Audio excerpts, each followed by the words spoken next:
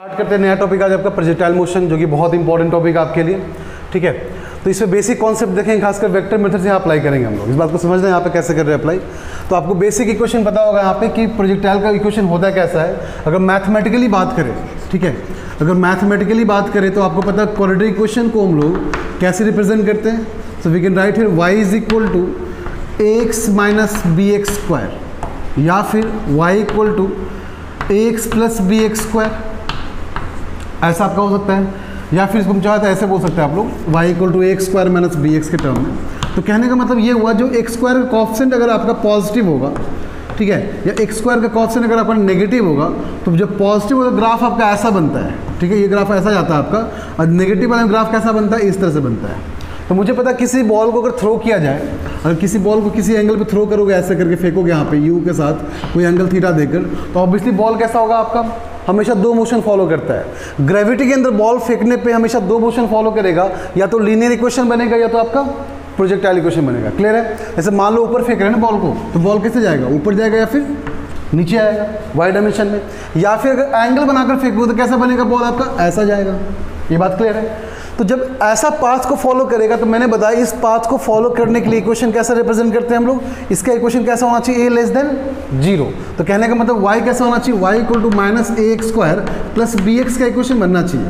अगर आपका ऐसा इक्वेशन बन रहा है तो बोलेंगे प्रोजेक्टाइल इक्वेशन है, अदरवाइज प्रोजेक्टाइल इक्वेशन आपका नहीं है। क्या लॉजिक समझ गए आप लोग?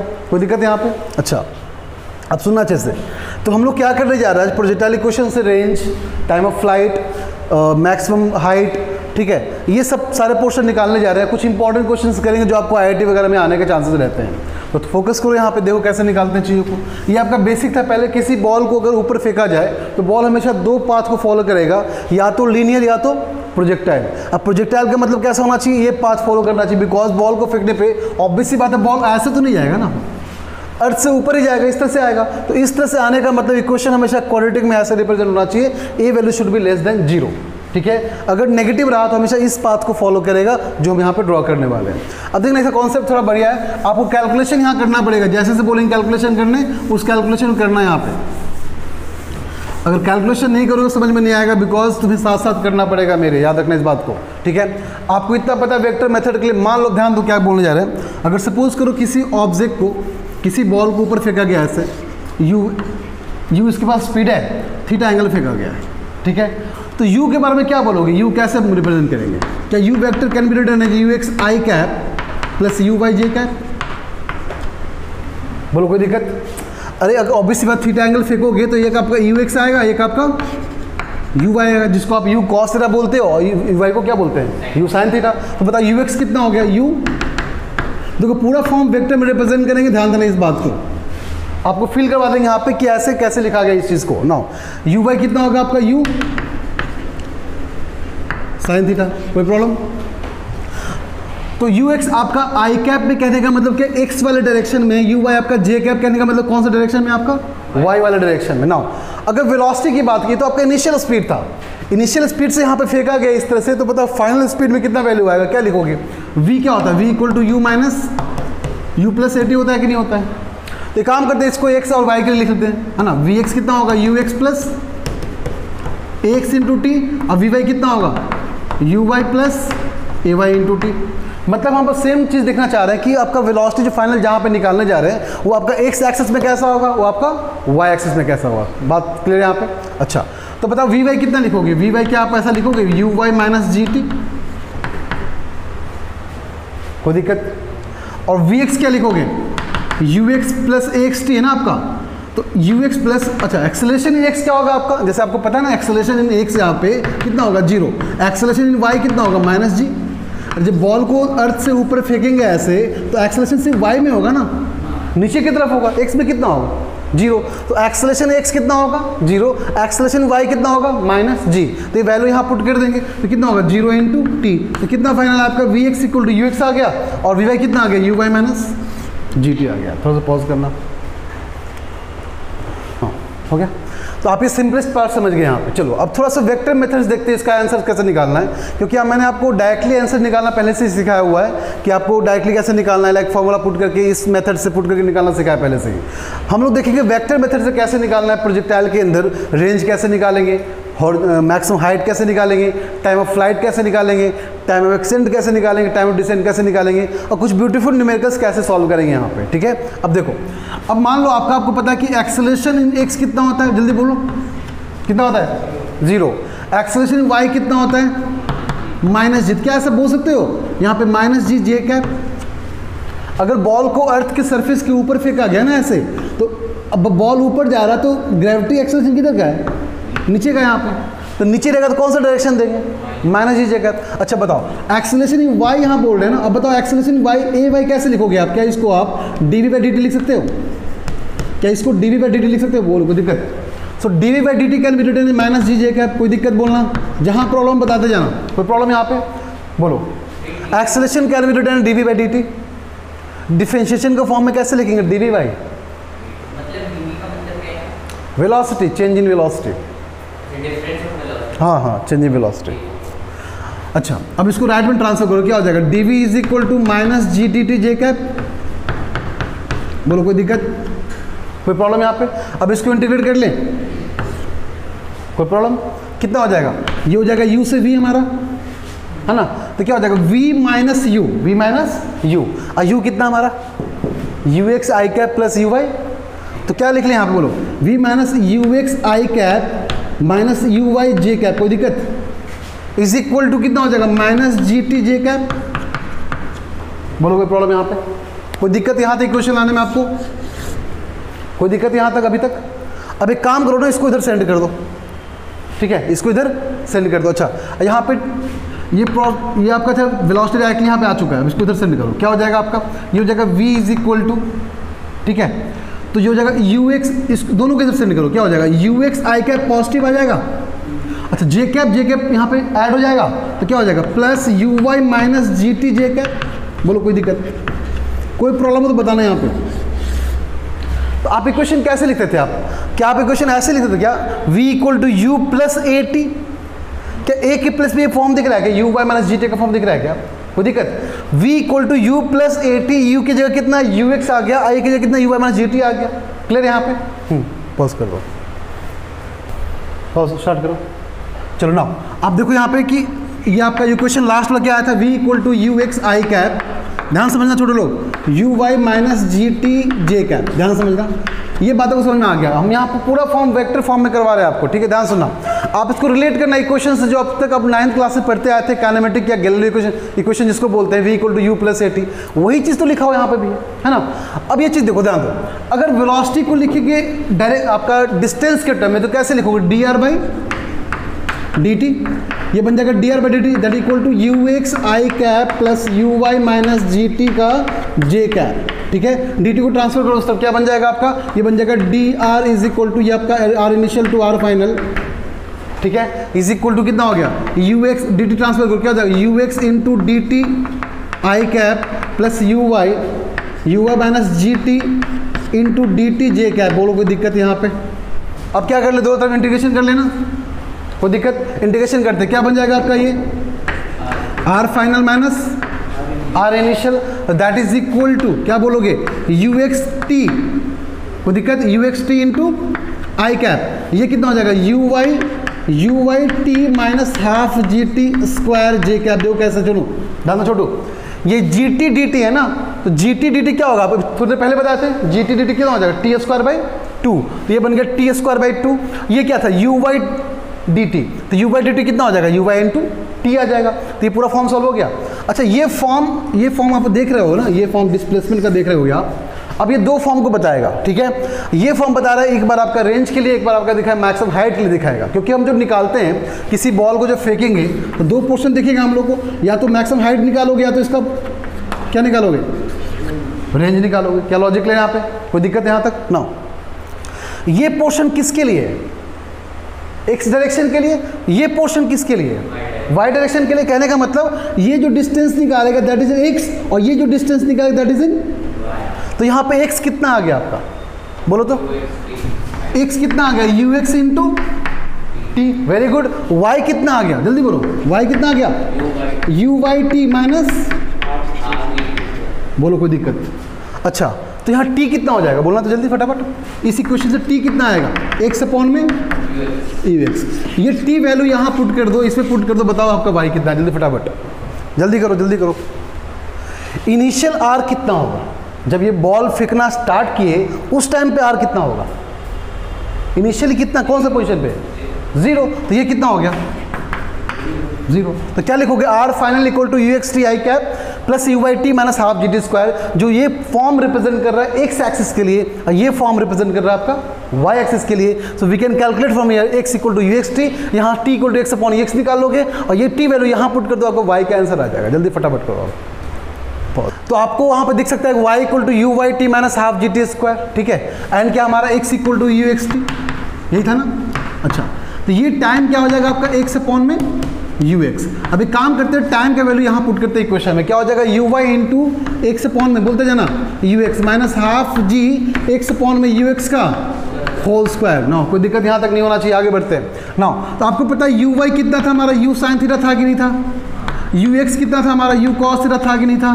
तो काम करो, ये वैल्यू पुट कर दो, y कितना आ जाएगा, ये हो जाएगा u sign theta upon u cos theta into x. तो u से u गॉट कैंसिल है ना, अगर दोनों डिवाइड करेंगे तो u से u got cancel, sine theta by cos में कितना होता है, tan थीटा। तो कितना हो जाएगा, x tan थीटा। बोलो कोई दिक्कत यहाँ पे, कोई दिक्कत। अच्छा, अब यहाँ पुट करोगे तो x square by you x square, तो यू एक्स स्क्वायर कितना है, you square cos square theta, है कि नहीं है, कोई दिक्कत यहाँ पे। तो पुट कर लो यहाँ पे, तो ये हो जाएगा half g x square upon में you square cos square theta. बोलो कोई प्रॉब्लम यहाँ पे।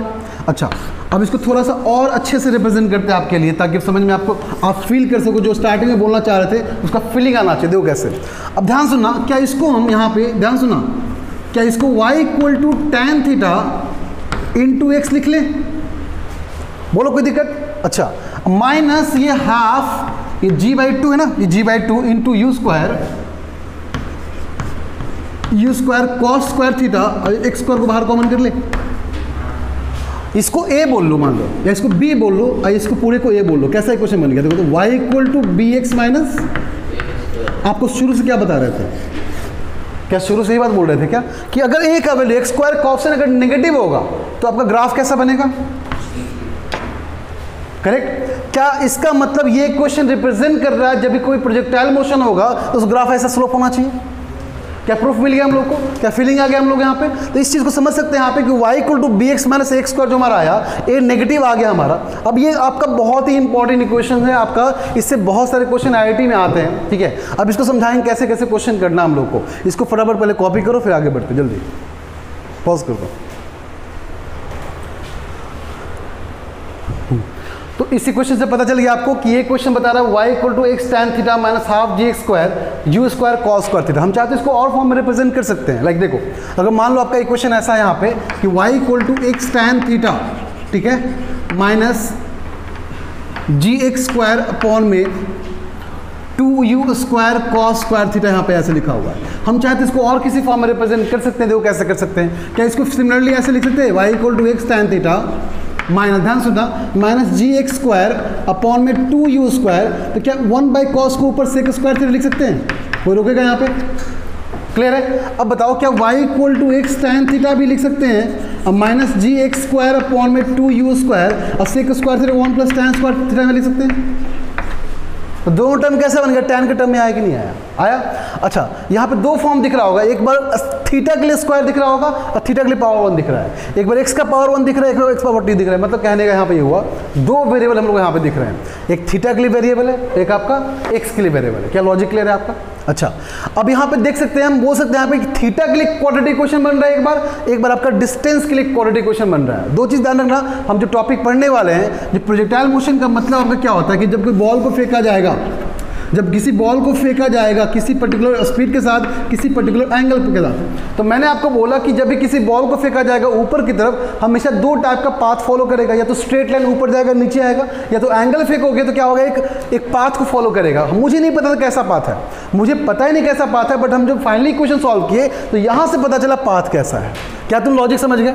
ज़्यादातर बच्चे बोलते हैं हाँ सर मुझे पता है, फीलिंग आ रही ना, ऐसे गया ऐसे बॉल आया, फेंके तो ऐसे गया, बॉल ऐसे गिरा, बट मैंने बोला नहीं, आपको थ्योरेटिकल करके दिखाओ कि यही पाथ फॉलो करेगा।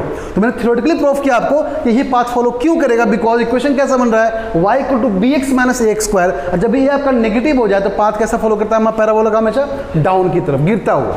एक होता है गिरता हुआ, एक होता है ऊपर बढ़ता हुआ, तो हमारा कैसा है गिरता हुआ। तो 100% प्रूफ हो गया कि पाथ हमारा ऐसा ही फॉलो करेगा, ये बॉल हमारा ऐसा जाएगा। यहाँ तक डाउट आपको नहीं होना चाहिए ना। अब थोड़ा और फील लेते हैं इस चीज़ को, देखो ध्यान सुनना।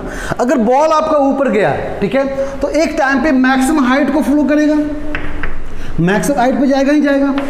एक टाइम पे एक जो एक्स में मूव करने को बोलते हैं रेंज, क्या बोलते हैं इसको हम लोग, रेंज।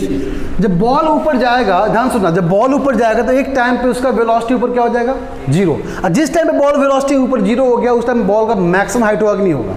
फिर बॉल आना नीचे स्टार्ट किया, इसका मतलब इस पार्ट को क्या बोलेंगे, इस पाथ को मैक्सिमम हाइट। और जिस पाथ में एक्स में मूव किया उसको क्या बोलेंगे हम लोग, रेंज। तो बेसिकली क्वेश्चन कैसा आता है आपका, रेंज निकालने आता है, आपको हाइट निकालने आता है। इसका मतलब इसके लिए क्वेश्चन हम लोग को पता होना चाहिए, ठीक है। अच्छा बात ध्यान सुनना, मैक्सिमम हाइट होने के लिए बॉल ने कितना टाइम मूव किया, हमारा हाफ टाइम मूव किया कि नहीं किया। लेकिन रेंज आने के लिए टाइम कितना मूव करेगा, टाइम ऑफ फ्लाइट। जब आपका बॉल पूरी देर हवा में, कितनी देर तक हवा में रहा, उस पूरे टाइम को कैलकुलेट करोगे, that time is called range, time of flight. क्या बोलते हैं इसको हम लोग, टाइम ऑफ फ्लाइट। तो टाइम ऑफ फ्लाइट किस पाथ के लिए बताना, मैक्सिमम हाइट के लिए कि रेंज के लिए।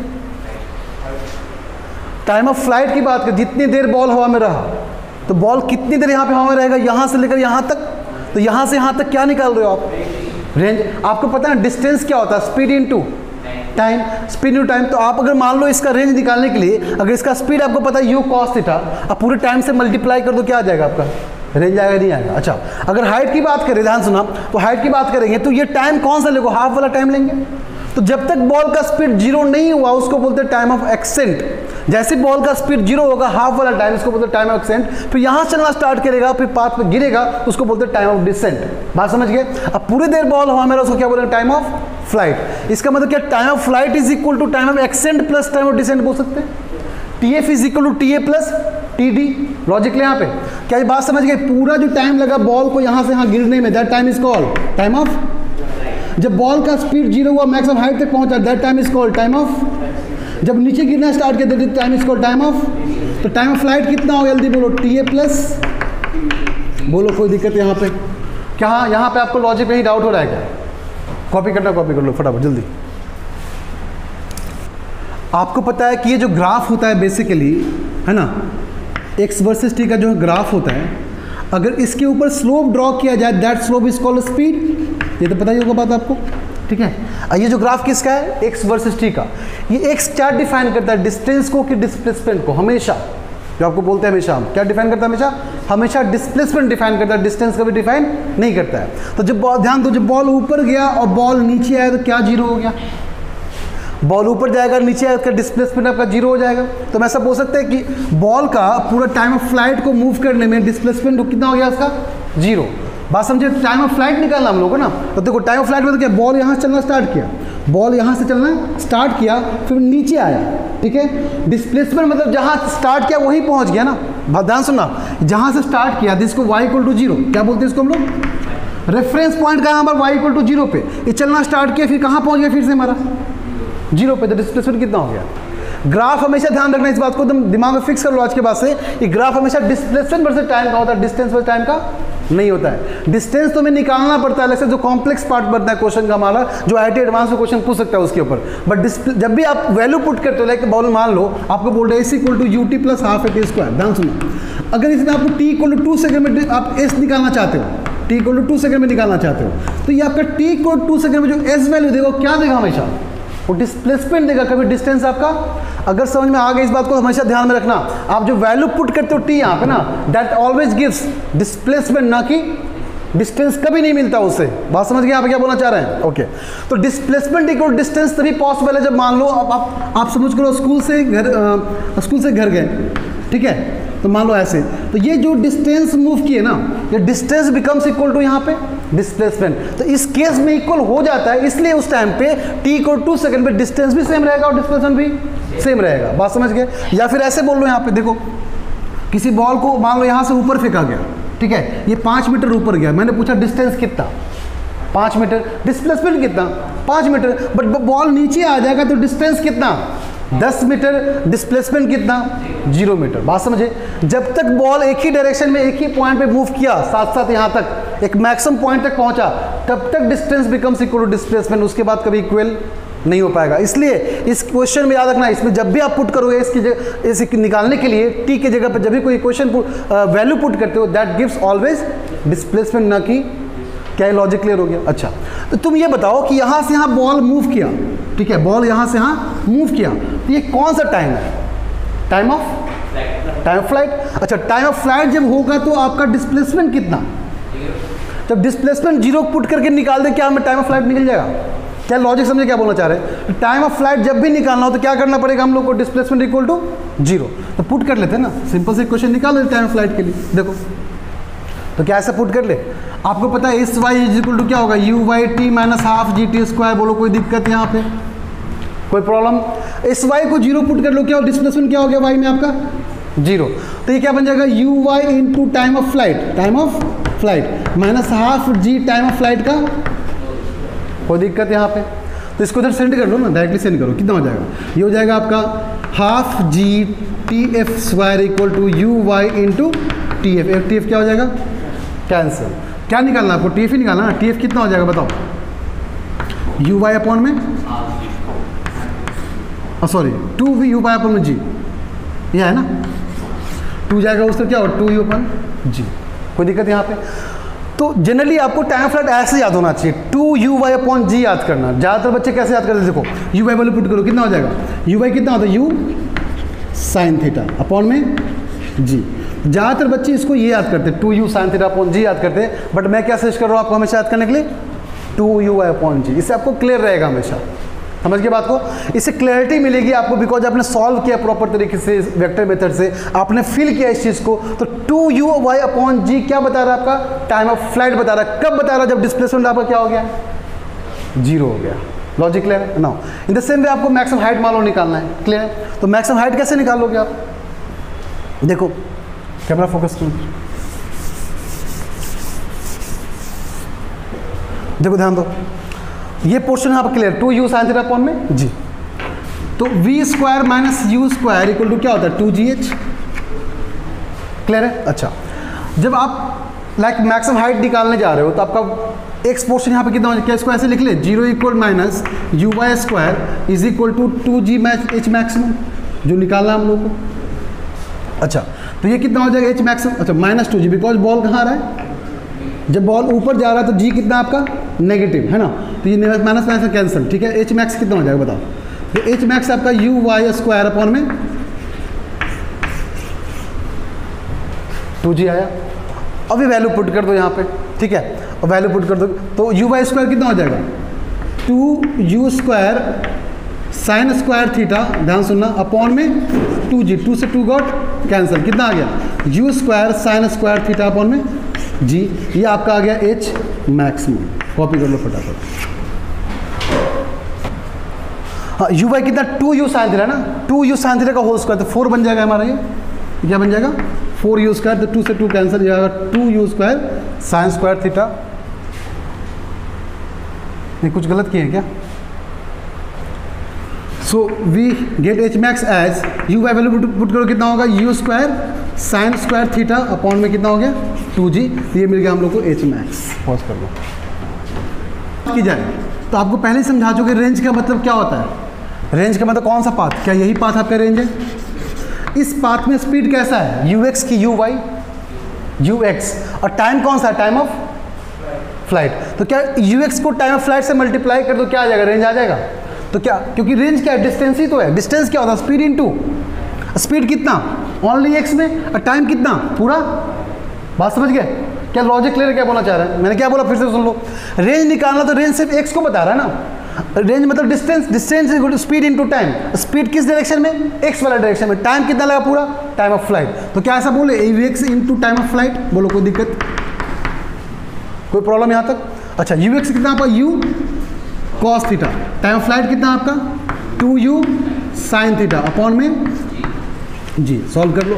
ये क्या हो गया, ये हो गया आपका u square 2 sine theta into cos theta, 2 sine theta into cos theta upon में जी। कोई प्रॉब्लम यहाँ तक? अच्छा, तो इसको एक काम करो, सॉल्व कर लो। आपको पता है ट्रिग्नोमेट्रिक इक्वेशन का फंक्शन है आपका ये, जिसका वैल्यू पता ही होगा आपको।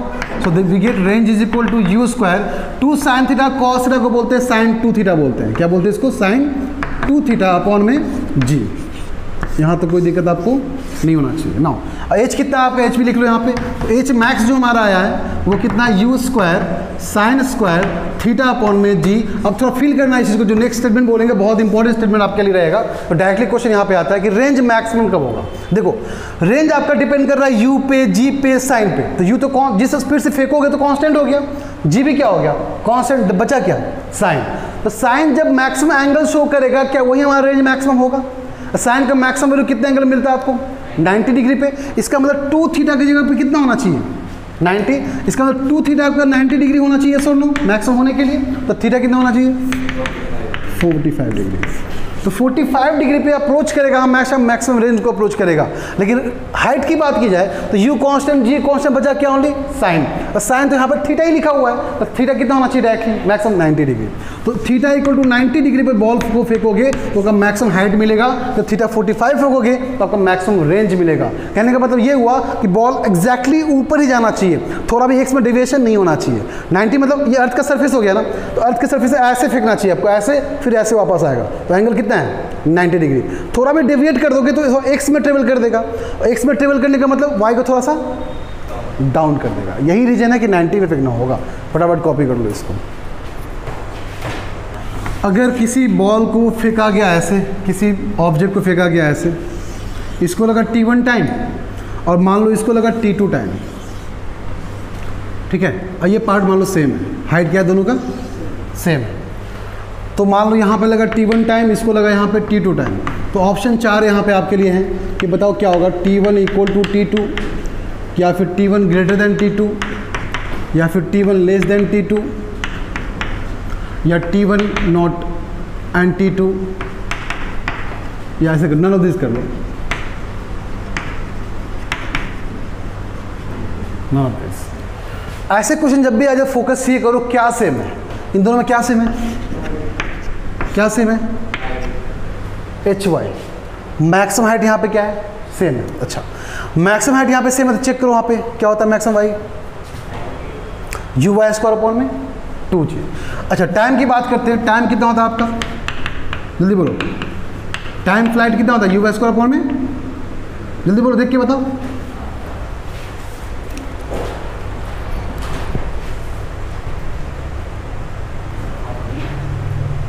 कितना होता है 2u वाई अपॉन में g। याद करने बोले थे ना 2v। टाइम फ्लाइट होता है आपका 2u वाई अपॉन में g, ठीक है। तो टाइम ऑफ फ्लाइट किस पे डिपेंड कर रहा है यू वाई पे डिपेंड कर रहा है। अच्छा एज किस पे डिपेंड कर रहा है, एज पे लिखवाए थे क्या था हमारा, एज कहाँ गया, कितना लिखवाया जाएगा चेक करो जल्दी जल्दी जल्दी। यू स्क्वायर में यू वाई स्क्वायर अपॉन में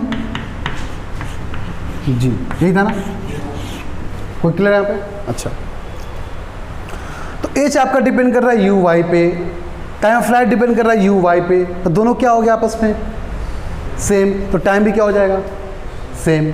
अरे एच आपका सेम हो गया ना, एच आपका क्या हो गया सेम, एच सेम तो यू वाई भी सेम, यू वाई सेम है तो टाइम भी सेम। इसका मतलब कौन सा ऑप्शन,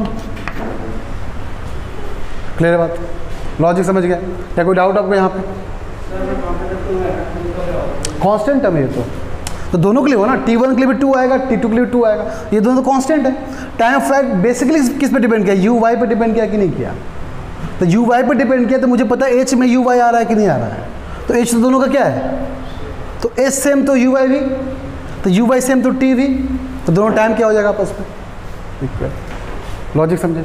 तो ऐसे क्वेश्चन आपके आते हैं, तो वहाँ पे आपको जरूरी नहीं कि पेन उठा के सॉल्व करना पड़े, आपको बस डायरेक्टली क्या करना, कॉन्सेप्ट लॉजिक समझना है, आंसर निकालना डायरेक्टली देखकर। क्या समझ गए बात को, नो नेक्स्ट देखो। अब ऐसे क्वेश्चन एक दो आपके आते हैं, जैसे लास्ट टाइम मैंने करवाया था अगर याद होगा तो, कि मान लो आप स्पीड से फेंके कितने टाइम के बाद वो 90 डिग्री बन जाएगा, दोनों के बीच स्पीड कितना होना चाहिए 90 होना चाहिए, याद आ रहा है। अच्छा तो जरूरी है कि हमेशा, अब देखो मान लो सपोज करो, ध्यान सुना जो बोलने जा रहे हैं नेक्स्ट क्वेश्चन, अगर मान लो दो बॉल को ऐसे फेंका गया, ठीक है।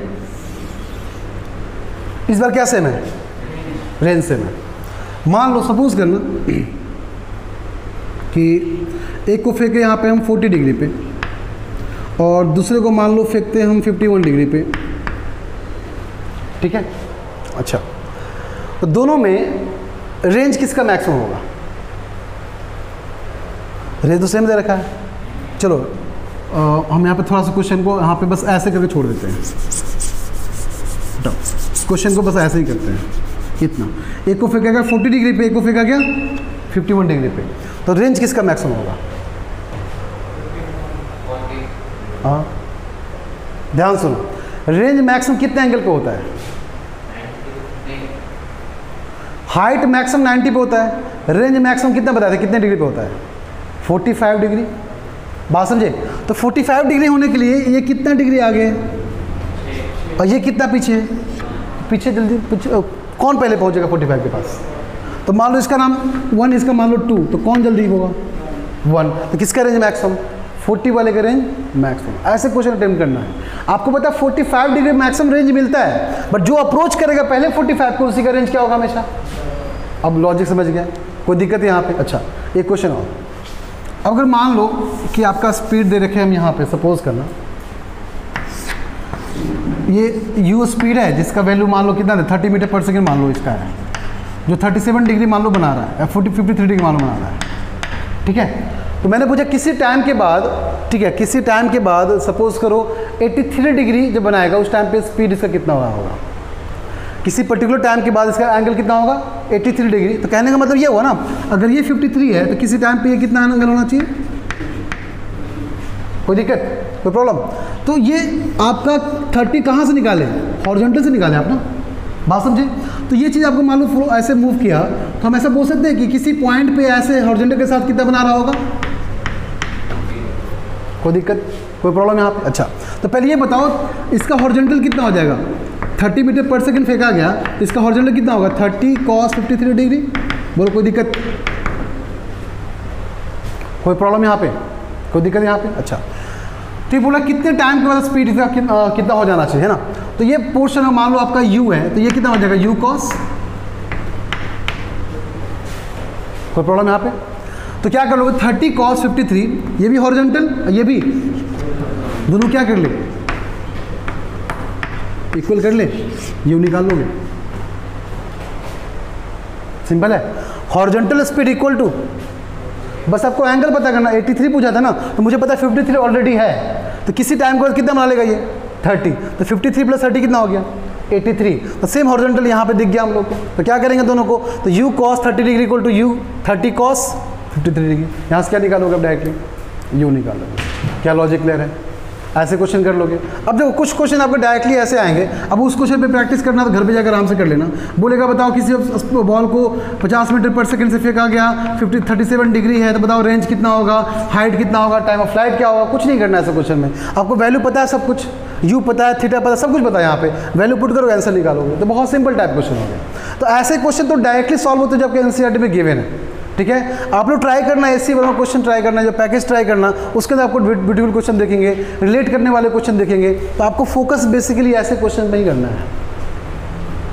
बात समझ गए अब क्या करना है? तो आपको ऐसे क्वेश्चन ज़्यादा प्रैक्टिस करना है, और जिसके अंदर आपका लाइक टाइम को कभी चेंज कर देगा, कभी स्पीड को चेंज करेगा, कभी बोलेगा बताओ दोनों के बीच में 90 होना चाहिए, ठीक है। अगर मान लो सपोज को यहाँ पे 53 है तो बोलेगा 90 होना चाहिए, तो कितना डिग्री? अगर 53 में फेंका गया, दोनों 90 होना चाहिए, कितना होना चाहिए इधर? 37। ऐसे मान लो 53 पे फेंका है आपका, ठीक है, 90 होने कितना एंगल होना चाहिए नीचे आपका? 30। बात समझ गया? तो इसका horizontal speed is equal to इसका हॉरिजॉन्टल स्पीड। लॉजिक समझ गया? पॉज कर देखना।